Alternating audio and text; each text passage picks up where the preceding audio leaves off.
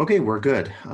Just wanted to check the audio there. So I welcome all of you to today's workshop here on the syllabus, and the focus is really trying to get ready for winter quarter, whether we're teaching a new class for the first time as a faculty member here at the college, or perhaps we're interested in revising a syllabus from a previous quarter. And I want to mention that for those of you participating in our previous teaching talks, those tend to be more conceptual in focus. We have conversations about students and we share examples. These series, which will be entirely virtual that you're participating in, is going to be focused on actual resources that you can use. And this is the first of those. I also want to emphasize that these workshops will be all virtual, whereas the teaching talks are both opportunities to check in and check in person, and also to do it virtually. So these will be primarily virtual in nature, and I will have a video backup. So if you miss this particular talk, you can go to my website and get an opportunity to listen and participate in the future. I also want to let you know that in the future, I'll be offering this syllabus resource review every quarter prior to the start of the next quarter. So in other words, at the end of fall, at the end of winter, at the end of spring, and then at the end of summer, so that you can jumpstart your class next quarter once you're getting that ready. So just a quick introduction. My name is Scott Lucas. I've been teaching at the college for, I think I'm in my 21st year now. Sociology and anthropology. I've been teaching in the field of social science for well over 25 years at universities, community colleges, and even I was a visiting professor at a university in Germany. And currently my role is called Faculty Chair of Teaching and Learning. And so, as you might guess from this workshop, I'm focused primarily on teaching strategies, on liaising with other faculty out there, with all of you, and having conversations about everything from the big conceptual issues of pedagogy to the very practical issues as we're getting into today with looking at the syllabus. I invite you today, as you're working on this workshop with me, to please use the chat to interact and ask questions throughout the workshop. And I have a window here that I will try to use. If you have any questions, it should pop up and then I could respond to your question.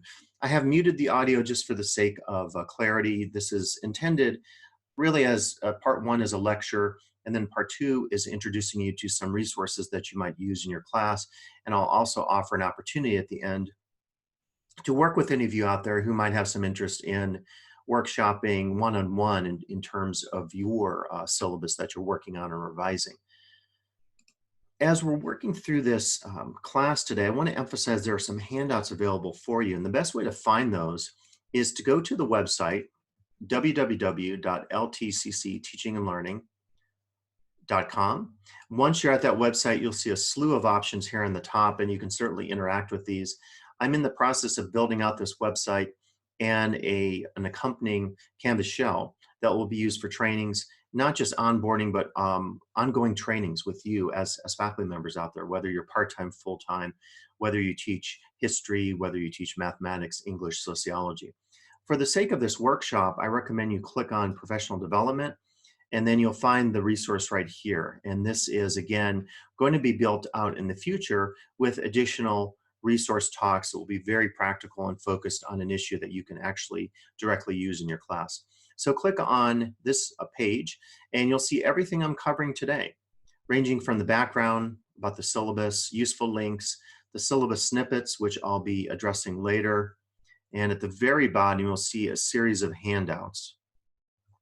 And these are the downloads you could use after today or during the workshop as well.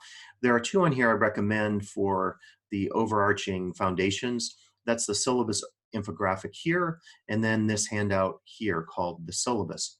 And if you pull those up, and I will right here, it just offers you some overarching information. So this is kind of my key points I'll be covering today in terms of the value of a quality syllabus. And the second is a handout, which has almost extensively most of my PowerPoint slides, not every one, but quite a few of them, and it talks about just some of the issues I'll be covering today.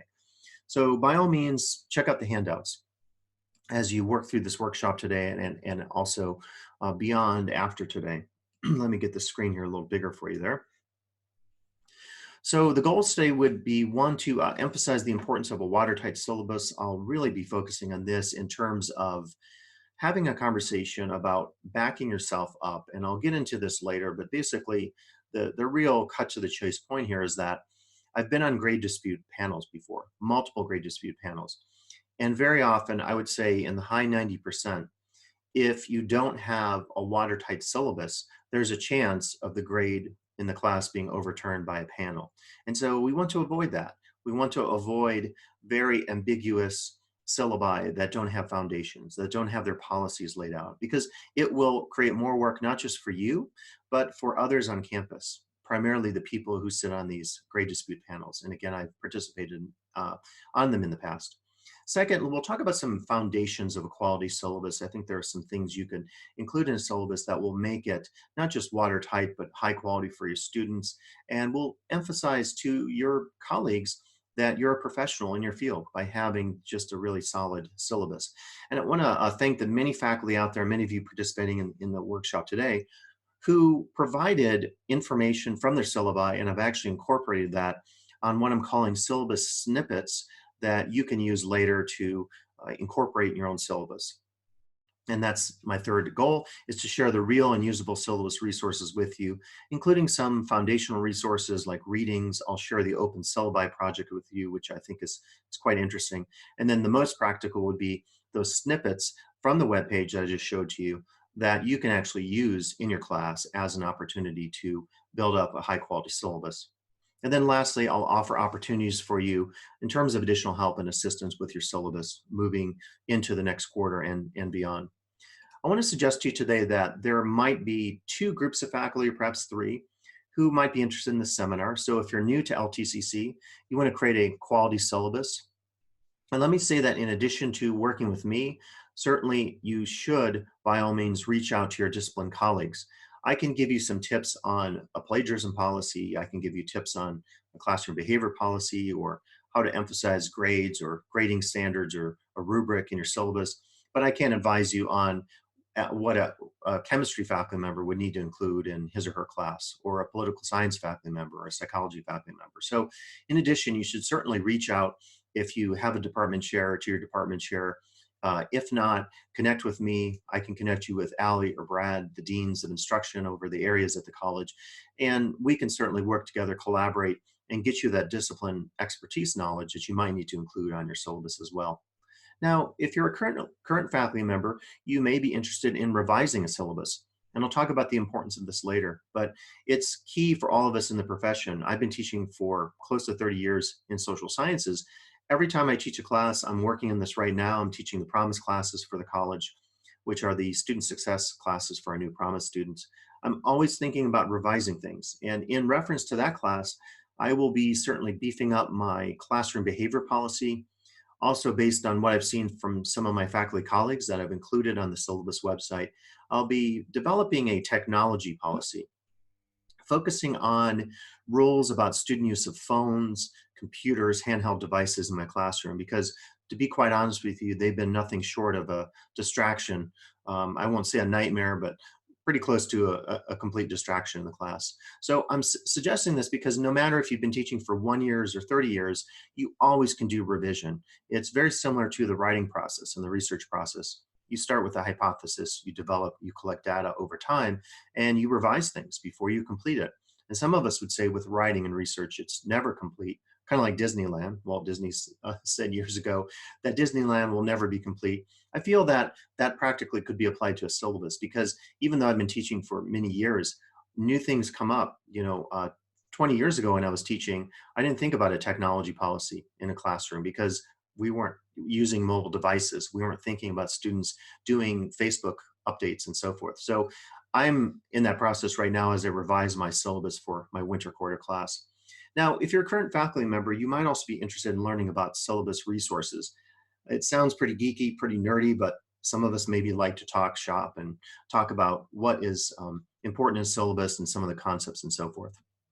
We'll begin with the basics. And if you're not new to teaching, of course, some of this is review, but it's useful because not only am I offering this for you today, but I'm capturing this as a video on Zoom that will be shared as a resource for other faculty who didn't get to participate today.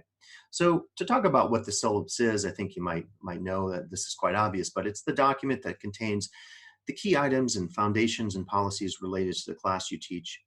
In a face-to-face class, we typically would pass this out on the first day of class. I've revised my approach to this over time. I used to, on the first day of class, spend well over an hour going over the syllabus. And some students told me privately or in evaluations that that was a little bit tedious. So I've dialed that back a little bit. I still spend maybe well over 30 minutes on the first day of a face-to-face class explaining the policies because I really want the students to know what the expectations are. I'll get to this later, but one of the main goals of a syllabus right at the beginning of a quarter is to say to your students, here's the expectations, here's how you need to act, here's how you need to interact with me and your fellow students, and most importantly, here are the grading requirements and anything related to the grading requirements, like the assignments and what is the policy on late papers or makeups or extra credit and so forth. So I don't want to de-emphasize the importance of presenting the syllabus in the first day of your class, but you may think about just whether or not you want to be very explicit about things and spend an hour talking about it, or give the overview and then do a syllabus quiz, as we'll talk about later, or emphasize to your students that the syllabus is a contract. By enrolling in this class, you are expected to abide by the rules and policies I've established for you. If you're teaching a DE class, you will generally have it as part of your Canvas shell. It might even be the front page of your Canvas shell. That's an option in Canvas for you to decide upon if you like or not. But it's a little different in that you're not physically meeting, or even in terms of telepresence, you're not all synchronously meeting on the first day of the quarter in the DE class. You might have an announcement about the syllabus. Many of my faculty colleagues have recommended that you do a quiz in a DE class about the syllabus, because that would be the equivalent of the students raising their hands on the first day of a face-to-face class. So I think that could be a good opportunity there to do a syllabus quiz in your DE class. Many faculty would call the syllabus a boilerplate in that it indicates clearly to students what is expected in the class. If you're very curious, if you're an etymology nerd like I am, the etymology of syllabus is a concise table or list of headings of a discourse. And essentially, when you go through a syllabus, you have headings, and we'll talk about actual headings, but even conceptually, the syllabus is laying out, okay, here's everything you're going to do in this class. I'm showing you the roadmap from the beginning to the end and everything in between. So if we look at some ideas about the syllabus, I think this gets kind of interesting, and this is the most conceptual we'll get today. Again, if you'd like to see the links that are available, just go to your web browser, which I'm pulling up here. And this is the main site that I recommend. So again, from the home, you would click on professional development, click on the syllabus, and you can get this entire page available. What I'm talking about right now is this section called links, useful links. And this ranges from everything to the very practical, how to create a syllabus from the Chronicle of Higher Ed, constructing legally sound syllabi, which I will emphasize later. So these links focus on the idea of not just a grade dispute, but what if a student, and it's happened before, files a lawsuit against a university or a college related to something in a class. It's interesting, I read about a case recently, not entirely related to a syllabus, but a student sued the university, and I believe the lawsuit was unsuccessful, as you'll probably see here in a second when I describe it to you. But the student's claim was that they got their four-year degree, and they got out of school and they didn't receive a job. So they tried to enter the workforce, but they didn't get a job. And so their claim in the lawsuit, which was not successfully agreed upon by the court, was that because they were sort of promised a job, by enrolling in the degree program and they didn't get it, the university was liable. So that, I think, would never, hold water there. That's kind of the spurious idea out there, right? That the university would be legally required to find that student a job. But there are legal aspects of syllabi, and we'll want to talk about some of those today. Now, syllabus and copyright, there are issues out there with DE teaching in today's day and age about who owns the course content in your class. There are additional resources here. This one is pretty interesting by Slate, suggesting what I said earlier, that the syllabi you can just get from the title here. They're too long, and they're a symbol of decline and fall of American higher ed. And some of the arguments there would be made that instructors more and more are having to lay out in the greatest level of detail everything that's required in a class and all the rules and so forth. Now, I would argue there's a reason for that, and that's the contractual reason. If you are brought into a grade dispute by a student in a class and you don't have that information that makes your syllabus so long, then you're likely going to be in a situation just because of that lack of detail. But the resource I want to emphasize right now is called the Open Syllabus Project. So if you click on that, I just think it's fascinating. So this particular team collected over 6 million syllabi. And what you can do here is you can look at titles, authors, schools, fields, countries, and publishers, and it will dial down and show you information about syllabi relative to the country. You can zoom out and see this. What I like about this, being a cultural anthropologist, is that if you analyze syllabi from, say, Asia, Europe, United States, Sub-Saharan Africa, South America, you would see certain cultural differences in how the syllabi are written, in fields. If you, for example, take my field of cultural anthropology, you compare how cultural anthropologists think about the idea of culture or the idea of ethnographic research and how Europeans do. And very specifically, the difference between German anthropologists and those in Great Britain, you really do get a sense of how our disciplines, even though we're teaching the same subjects, are radically different. And that's what I like about this project. This is pretty interesting here. It gets into the most frequently assigned titles. You can also do this by schools, countries, or publishers. And publishers might be interesting because it would probably get into the topic of the large book companies and how much money they're making from the assignment of our texts, from their texts in our classes. But as you can see here, it has books like The Elements of Style make a lot of sense, probably in an English class, as does The Writer's Reference, and then Calculus. And then getting down here, we have The Republic, not surprised there, The Popularity of Plato, and The Communist Manifesto. And then you go down here and you'll see, if you teach poli-sci, Leviathan, Orientalism, that's Edward Said. That's actually kind of surprising. Great book, but I'm surprised it's number 12. So this shows you just all the books that have been assigned, and it's just the syllabi included, but I think it's kind of cool.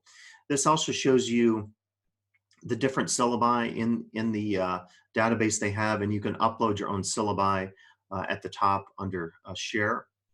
And then this talks about, this one is fairly interesting as well. This shows you a graph. Hi to Amber. I see Amber just joined us, so it's great to have you participating today. And this is really cool. So this is all the various syllabi they've collected here, and you can go in and look at, in this case, it's showing, I think, yeah, the books that are assigned, but they have a visualization of this. And again, this is over 6 million syllabi that have been submitted to the Open Syllabus Explorer. So I wanted to show you that today because I just think it's pretty fascinating. It's one of those things that until I started to do this research related to this workshop, I had no idea this existed. And so it was kind of fun to discover that. And again, maybe I'm a syllabus nerd, but so what, right? So let's embrace it. So, okay, let's talk about why the syllabus is important. And again, some of this may be obvious to you, but let's just go for the foundation. So I would suggest to you it's probably the most important document any student receives in your class. Not only does it really allow for student success, as it's telling a given student, here's what we expect you to do, here's what we expect you to, how we expect you to approach the class. It also protects a faculty member who might experience one of these grade disputes after the class is taught. Many in the academic world might call the syllabus a contract for all parties involved. So that would include, oops, sorry about that. That would include the student, the instructor, and also the institution. And I think that's really important that we talk about this conversation we have today about making sure to back yourself up so that everything is included in your syllabus, just in case there is a dispute. I would almost suggest to you that the syllabus is valuable in these three senses, or more like three time periods. The before. So before the class even starts, you have all your policies and you detail your assignments. And that way, on the first day of class, the student receives it, whether the DE class or the face-to-face class. And he or she is really aware of your expectations, down to the level of detail of your papers and what you expect in terms of your writing assignments. Now, as well, during a class, it hopefully will provide for a smooth and less difficult class. There are different instructors out there, different approaches. I am one of those more like, I like everything laid out on day one in my class. so the students know and there aren't any surprises. I know there are other instructors out there who prefer to maybe add and subtract things as they go along. And I'll suggest to you later, you can be flexible in creating a syllabus for your class. I'm not suggesting that you have to be rigid, but being rigid is not the same thing as having those foundations, those policies included in your class. So I think during the class, if you have a really well-constructed syllabus, it might be a less difficult and smoother class overall. Again, best laid plans, not always the case, but let's cross our fingers and hope. And then afterwards, not to emphasize this too much, but you might use the syllabus, the effective syllabus, to minimize the effects of grade disputes after the class has been taught. Typically, a dispute that a student raises about your class will happen after the fact. It sometimes could happen during, if the student is disputing, let's say, the score you gave him or her on a paper. They could approach you, they could even approach the dean. But typically, when I've been involved in grade dispute panels, this happens after the fact, in some cases, a quarter later even, that the syllabus is disputed by the student in particular. Let's talk a little bit about variation in the syllabus. And quite obviously, if you're teaching in one discipline versus another, you will have differences in terms of how you teach that class. As I say here, if you have a lab space, there are safety implications, so you have to talk about safety. If you teach a writing intensive class, you have to emphasize plagiarism in that class more than you would in a mathematics class. Even with this variation, though, I'll say later, some of the core areas or foundations we should always include in our syllabus. So just as an example here, if you're teaching in art or science and you have labs, you have kilns that operate at thousands of degrees, or you have chemicals that could severely burn your hands or your body, you have to go through all the safety procedures. So your syllabus presumably will have, maybe a quarter to a half page more related to safety than my class in the social sciences, which would have behavior and class discussions. In a science class, you might not be talking about controversial or political issues, and therefore you wouldn't have the need to include these snippets, as I'll talk about later, related to behavior expectations and how to approach yourself as a student connected to class discussions. English class, obviously plagiarism policy. A math class, how about including a calculator policy? What kind of calculator? When can they use that, etc. So based on the discipline you're teaching, obviously, you'll want to add those policies related to your subject area. Let's talk a little bit about the syllabus as I don't want to say fully legal contract, but quasi-legal contract. I've said this throughout the seminar today, but it's impossible to overstate the values of a syllabus relative to its contractual or legal senses. In short, if there's a grade dispute connected to your class and you don't have all the necessary foundations in there, for example, paper formatting, paper length, and so forth, what will happen typically is if there's a dispute in that situation and you're lacking clarity in one of these areas that's under dispute or under discussion, there's a very good chance that the grade appeal might be voted for in favor of the student. And I can't get into detail here because of confidentiality, but I can talk certainly in generalities. In some of the grade disputes I've been involved in, and these panels typically will include a number of faculty, an administrator, and definitely one student.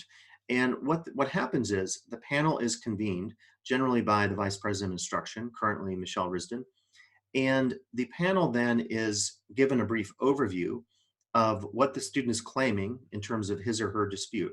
And let's just say in a case, the student says, I was in this class, it was basket weaving 101, and the instructor had this assignment, and it was a paper focused on the history of basket weaving. And I turned my paper in 2 days late, and the instructor said to me, I'm sorry, but you received an F in the class because my policy is that a paper is due on the day and time that it's due, and anything late, even a minute late, is going to result in a 0 on the assignment.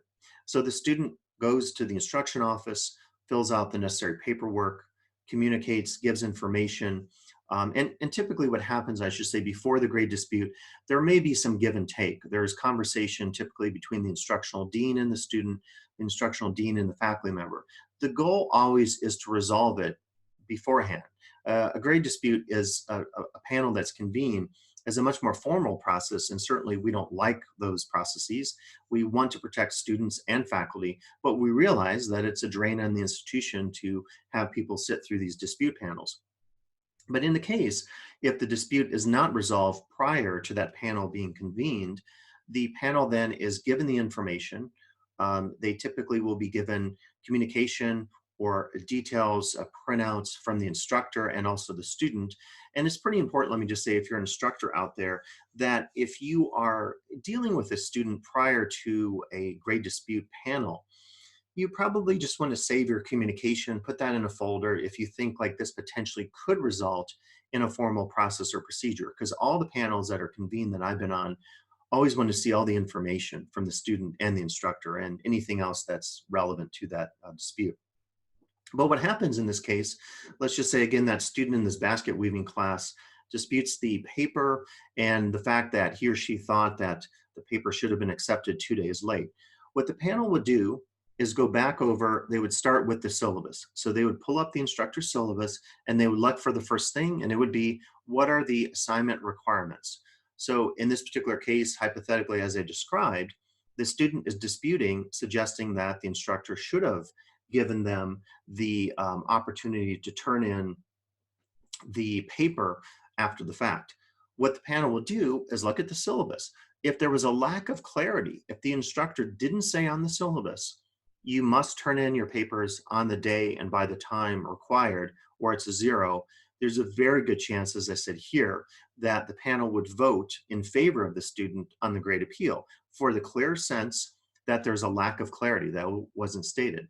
Now, on panels I've been on, when instructors have said very clearly, nope, these are my paper requirements, these are my assignment requirements, here are the rules on lates, I don't allow makeups, then never have I seen the vote being in favor of the student. So again, I will emphasize this throughout, the lack of clarity is really a problem for any syllabus in your classes. So please be clear, and I would say provide more detail rather than less. Now, if you're teaching an ISP, a face-to-face, or a DE class, you will certainly have maybe different approaches to your syllabus. So with an ISP course, typically what happens is your course syllabi are built into the course or module content. And I believe I have an example here.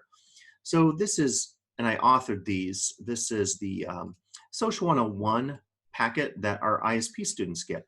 And as you can see, what happens in an ISP class is that really the syllabus is built into typically the first module. So in this case, as you'll see, it doesn't look anything like a traditional syllabus. So there's some information at the beginning about sociology, the goals of sociology, a little bit more about some key concepts. And it's really not until the 4th page until I get to something that even looks like a syllabus. And I actually do have a heading here, or the 5th page. Sorry, I'm getting a message here from Zoom. I guess they said I have they're not, it's good to hear they're not cutting us off at 40 minutes today. So sorry, here on page 5, the syllabus then actually starts, and you can see I have my SLOs, I have my textbook, and then also the work calendar. So what I just want to suggest is that if you're teaching an ISP class, it'll look a little different because you don't typically have a syllabus in that traditional sense. It's sort of incorporated into the first module that the students receive. If you're teaching a face-to-face class, you'll give that paper copy of the syllabus on the first day. And then if it's a DE class, you might have a tab on your Canvas shell. You do have a tab that's dedicated to the syllabus. And then depending on your preferences on your setup, you could actually have that as your front page or home page on the Canvas class. But it's very easy to have both the PDF and the page version of the module in your DE class when you're presenting your syllabus to your students. The order of items, I think questions always come up. Is there a right or wrong way to list items on the syllabus? Some instructors might include the work calendar in the first page, others might have it at the end. I think the only foundation is typically the contact and most pertinent course information is found on the first page of your syllabus. And let me just maybe show you real quick. 2 examples of this, and they're totally different. So one of these is my class, and then the second one, and these are all found in the handouts page, as I mentioned to you. And the second one is Scott Valentine's geology class. So this is the Promise Success class.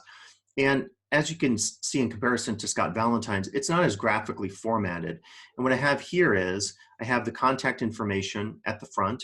I have my how to get hold of me, my preferred method of contact, very important to address that. And then I have the class description. And then further, and I'm sorry about if this is making you dizzy scrolling through this, it's kind of making me dizzy. I don't know how to minimize that, make it less crazy. But you can see here, week 1, I have my calendar actually embedded in the middle.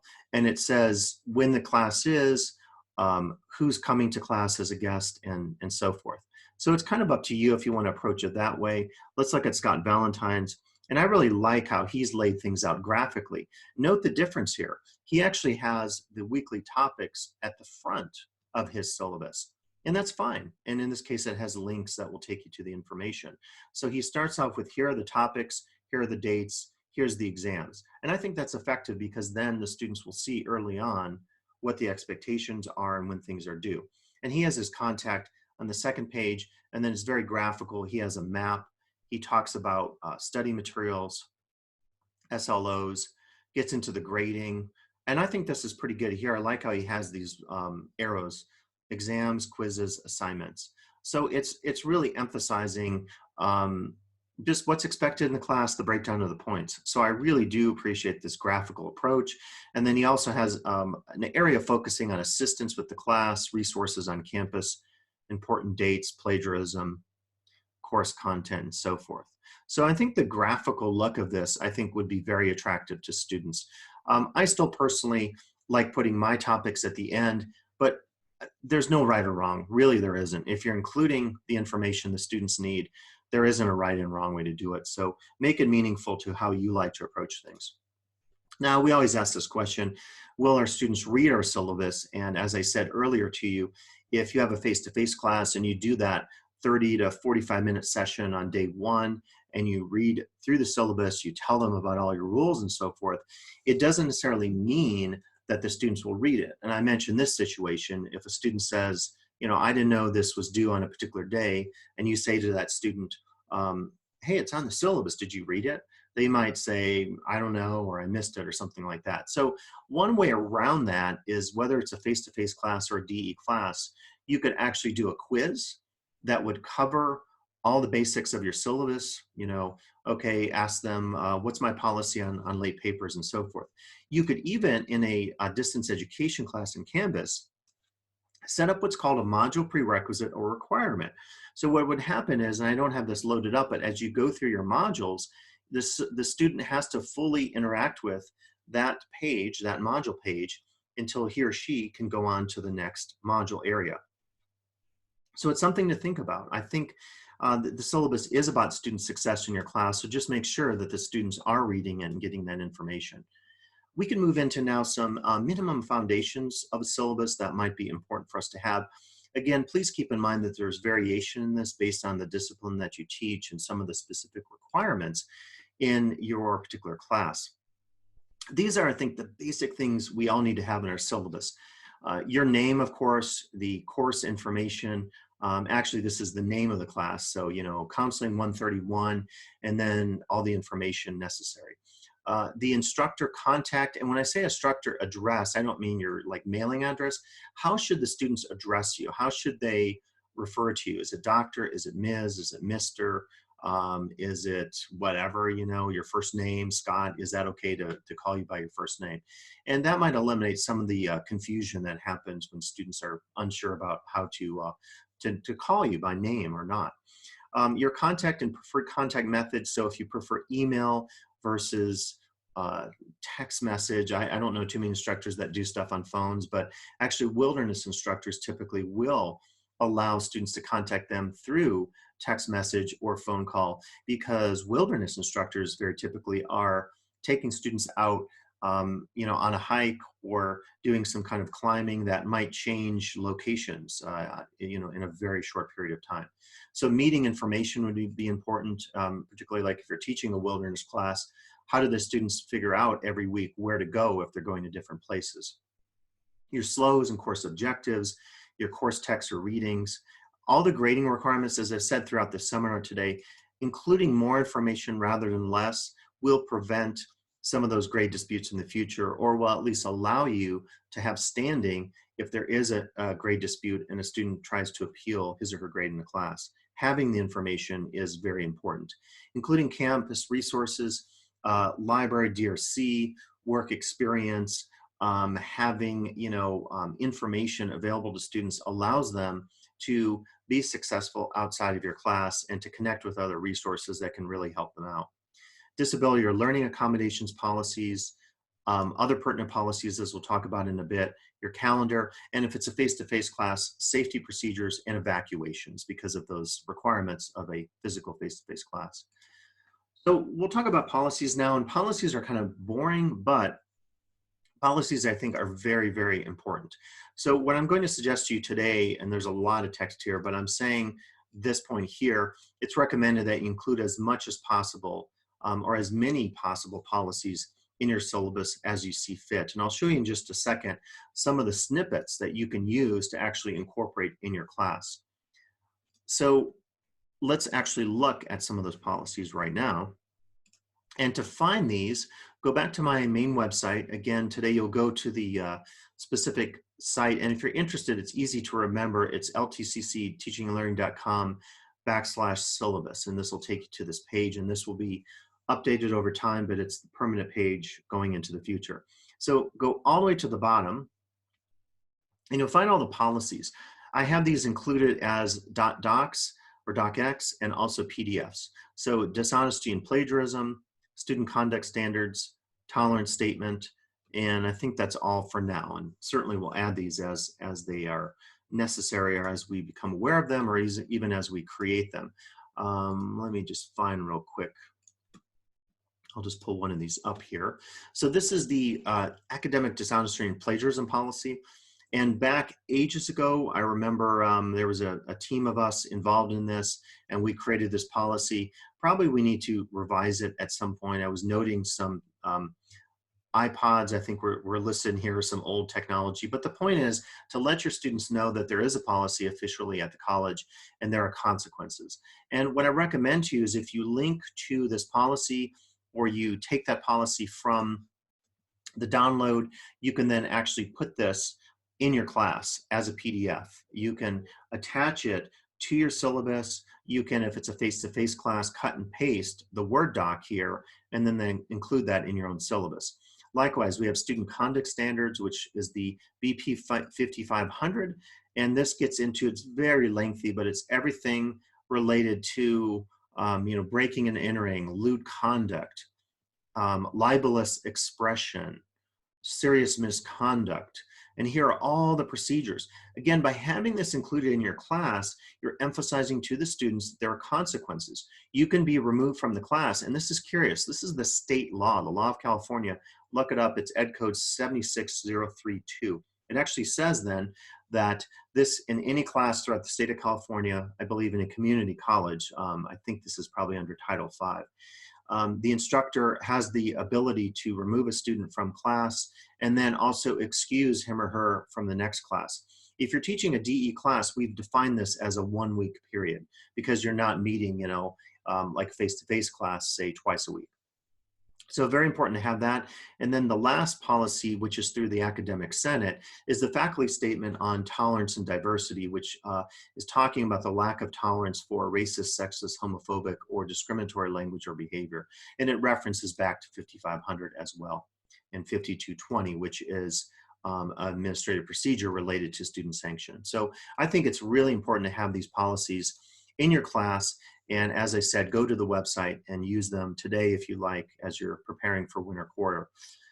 For a DE class, a little checklist here. I would say the 2 policies that should be in 100% of our classes. And I know some faculty don't like to hear, the idea that we're telling you what to put in your class shell or whatever. But if you don't have this, I think you're going to run into trouble. Have a policy about student behavior, or maybe I should say discussions, how they should act in terms of a conversation in a discussion board, and then have a technology policy. By technology policy, I mean, if the internet goes out and you have an assignment due, what happens in that situation? And we can look at that a little bit later when I show you some of the snippets. The value of headings, basically, if you're writing a syllabus, whether it's for a face-to-face class or a DE class, use the styles function, and I can do some individual trainings on this if you're interested, that allow you to create major headings on the syllabus so that the content is fully accessible in terms of disability. And not just in terms of disability, it looks good and the students can easily understand what you're presenting to them. For a face-to-face class, as I mentioned earlier, definitely address safety, address emergencies and evacuations. When I teach in a classroom like D103, I take the students through a very brief conversation about what to do in the case of an active shooter. I mention the classroom phone. I mention the door locks. I mentioned the windows or any points of exit in that classroom that would be important in the situation of an evacuation. If you're teaching a chemistry class, you want to go over the chemical bath and how that works if a student comes in contact with a hazardous chemical. And that, of course, is a governmental requirement in terms of HMIS, hazardous material information safety sheets, and all that kind of stuff that you have to address if you have a lab class or a class with any kind of safety components. Now, questions come up all the time. Should I have the long or the brief syllabus?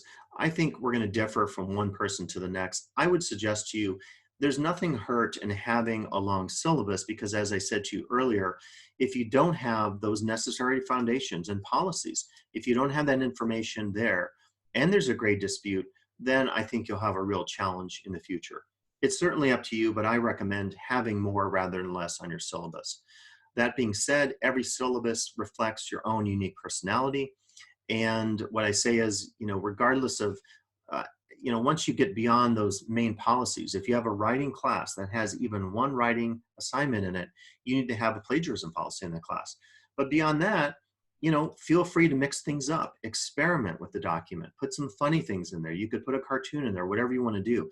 It's really an opportunity for you to be unique. As we saw at the Open Syllabus Project, there's a lot of difference from one instructor to the next in terms of how he or she thinks about their class. And so certainly we can have fun with it. We can experiment. We can try some new things out in terms of assignments and so forth. I just showed you the two syllabi in terms of my syllabus and Scott Valentine's, but again, emphasizing that those are equally valid syllabi. One is not better than the other. They're just different. You have your own sense of how you like to lay things out, of how you approach your class, and your own personality then can certainly come out in your syllabus. Now, I'm not going to go through this extensively, but in terms of readings, if you're interested in the future, go back to the main website I've set up for you and click on the useful links, which is found just to show you, this is the background, what we're covering today, which is also available in the infographic in that second handout. And then just below the background section, you'll find all these useful links. And so feel free to click on these. They will take you to articles. Some of these are practical. Some of these are getting into, how to be creative with your syllabus and how to try out some new things. And this is just getting into syllabi makeovers, and for a history class, or if you're teaching history, it shows you a first version of the syllabus and a second one. So it might be interesting for you to look at if you're doing any research in terms of professional development. So take a look at those. And again, I do recommend the Open Syllabus Project because I think it's pretty interesting in terms of how they've combined all these syllabi in one big data source.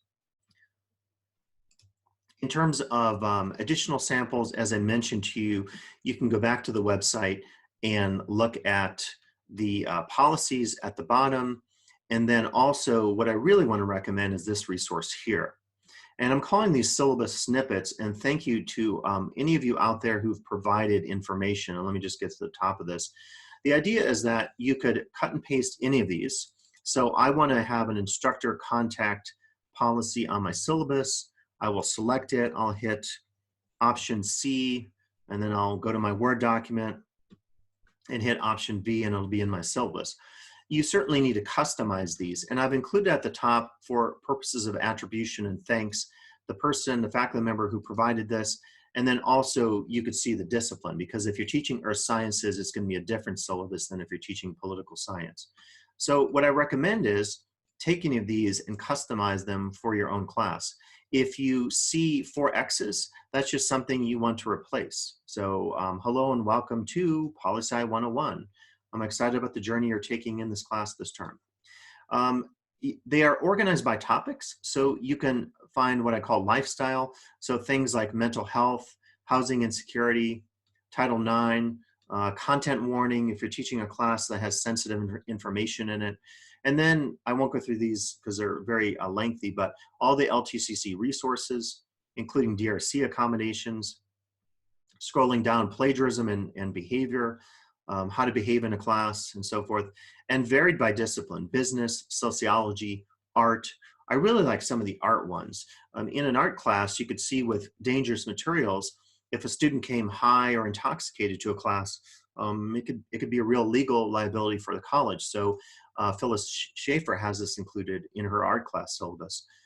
All the technology issues, ranging from Dr. Dirk's class to looking at cell phones and putting them on silent, to technology support in Christina Tomalio's class, to a DE class. And this is one I just wrote for the purpose of this. I'm basically just emphasizing, saying that it's your own responsibility to complete an assignment, and only in the case of a Canvas system-wide outage will I allow for makeup in the class. So I'll kind of end it there today with going through the snippets, but I really encourage you to go through these and look at what your fellow faculty are using in their own classes. As we continue to get more of this information, I will build this out so that you have more samples to look at. So what I would say now as we close here in the last, and we will end at noon here, and I want to hopefully get in a few questions. I'm sorry if I'm being a little wordy today, but as you're getting started on your syllabus or revising your syllabus, I hope you can use some of these resources. Again, if you're new to teaching at LTCC and you're doing a syllabus for the first time, you're going to have different things that you might want to get out of these resources than a person who's been teaching for a while and wants to revise. Now, if you are revising your syllabus, I really want to emphasize this idea, and I'm doing it as we speak. So I shared with you my counseling syllabus, if I can find that again. And one of the things I discovered in doing this, here it is, I taught the class for the first time. I had some challenges, as I said, I had some challenges with student behavior. I had some challenges with technology. So right now, as we speak, I am working on my revision for winter quarter. So what I'm going to do is this, right? So this was counseling in fall. It's actually, sorry, I love this. I'm revising on the fly. This is actually a metaphor. I love this. This is a metaphor for what I'm doing, because this is not going to make sense unless I do that. So it's class sub 1, class sub 2, class sub 3. So I just taught counseling 131 in fall. I realized, oh, okay, I have some issues with technology and student behavior. I'm going to revise, and it's going to be counseling 131 in winter, so my class for the second time. And I'm going to do some revisions, and they're going to involve more emphasis on a technology policy and on behavior. When I teach it again, let's say next fall, it'll be class version 3, because I'm trying to revise it given that I had some challenges in the last time that I taught it. So I think it's a great opportunity for us to really think about that when we're teaching a class and doing revision. It's really taking what we did well and didn't do well and reworking it for the purpose of the syllabus. And I want to suggest to you that a syllabus certainly is not a reflection of your learning. Just because you have your syllabus set up does not mean your work is done. A syllabus represents probably 1 or 2 or 3% of your class in terms of the total content. All the pedagogy, all the stuff you're going to be doing throughout 11 weeks, or if you're teaching 6 weeks in the summer, is really the challenging stuff. Just because you have a great syllabus written doesn't mean that you are necessarily going to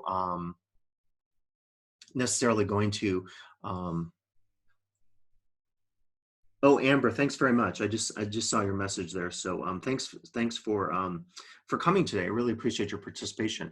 But just because you have a great syllabus doesn't mean you're not going to be doing work throughout the quarter in terms of revising it, in terms of also, of course, developing meaningful pedagogical activities for your students. And for those of you out there, whether you're watching today or whether you are watching this on video, please, by all means, get in touch with me, and there are opportunities for one-on-one review. I would love to sit down with you in person or do this virtually via Skype or Zoom and really work on your syllabus and give you some tips. I'm not going to be prescriptive about it, but I will try to share with you some of my advice over the years. I was thinking about it today, having taught all these years. I've written hundreds of syllabi. And I still don't have a sense that I've ever written a perfect syllabus. It's just, I don't think ever happens. You always have an opportunity there to revise it and rework it to make it better for the next time. And so I'm just looking at the group chat. If any of you have any other questions or reflections, we could certainly take those now. And otherwise, we can have some conversations in the future. So I'll just wait a couple minutes. If any of you have anything to say or have any questions for me, then we can certainly talk about those. But I think as I've been emphasizing today, going back to the beginning of the goals of the workshop, really having the watertight syllabus is the number one thing I would say to you in terms of just being sure that you've covered all your foundations. And then in the future, let's continue to collaborate. Let's continue to share some of these resources. I'm really looking forward to building this project out a little more over the future. I'm going to reach out to more colleagues and increase the number of snippets I have available for you, because I think it's just so cool to see what people are doing in different classes. And as we build this out more, maybe we'll have more opportunities to really think about sharing resources. I will tell you right here, resources like mental health, wellness, food and housing and security, we never even thought about those in the past. And now as a community college, we actually have our own food pantry on campus, and we have our own student housing, and we're talking more about mental health and wellness, applying for mental health grants and so forth. So I just think it's great as a college that we're continuing to really think about how to make it better for our students and how to make it, a class more meaningful and so forth. So we will call it to close today. I appreciate all of you that participated virtually with us today. This is the first of many real resource reviews that we'll be rolling out over the next year. And if you're watching this on video and you're seeing the rebroadcast of it, reach out to me, because I know things change and you might have some questions I didn't address in this video today. So let's now hear from all of you. Let's have some more conversations, and let's continue to really work with one another to collaborate, to think about how to effectively develop a syllabus that's really meaningful for our students, and that also protects us as faculty members in whatever discipline that we teach. So thank you all for listening. We're going to call it to a close today, and I'll be back with additional videos and resources and workshops in the future. So thanks, and good luck to all of you teaching out there for LTCC.